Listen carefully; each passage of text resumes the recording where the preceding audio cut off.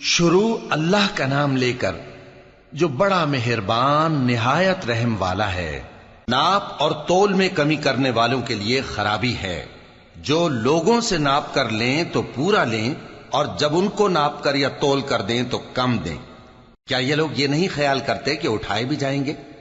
یعنی ایک بڑے سخت دن میں، جس دن تمام لوگ رب العالمین کے سامنے کھڑے ہوں گے۔ سن رکھو کہ بدکاروں کے اعمال نامے سجین میں ہوں گے، اور تم کیا جانتے ہو کہ سجین کیا چیز ہے؟ ایک دفتر ہے لکھا ہوا، اس دن جھٹلانے والوں کے لیے خرابی ہے، یعنی جو انصاف کے دن کو جھٹلاتی ہیں، اور اس کو جھٹلاتا وہی ہے جو حد سے نکل جانے والا گناہگار ہے۔ جب اس کو ہماری آیتیں سنائی جاتی ہیں تو کہتا ہے یہ تو پہلے لوگوں کے افسانے ہیں۔ ہرگز نہیں، بات یہ ہے کہ یہ جو اعمال بد کرتے ہیں ان کا ان کے دلوں پر زنگ بیٹھ گیا ہے۔ بے شک یہ لوگ اس روز اپنے پروردگار کے دیدار سے اوٹ میں ہوں گے، پھر یہ لوگ یقیناً دوزخ میں جا داخل ہوں گے۔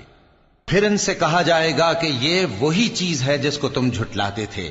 یہ بھی سن رکھو کہ نیکوکاروں کے اعمال نامے علیین میں ہوں گے۔ تم کو کیا معلوم کہ علیین کیا چیز ہے؟ ایک دفتر ہے لکھا ہوا جس کے پاس مقرب فرشتے حاضر ہوتی ہیں۔ بے شک نیک لوگ نعمتوں میں ہوں گے، تختوں پر بیٹھے ہوئے نظارے کریں گے، تم ان کے چہروں ہی سے نعمت کی تازگی معلوم کر لو گے۔ ان کو شراب خالص سر بمہر پلائی جائے گی جس کی مہر مشک کی ہوگی۔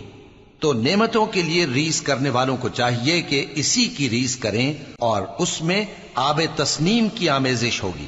وہ ایک چشمہ ہے جس میں سے اللہ کے مقرب پیئیں گے۔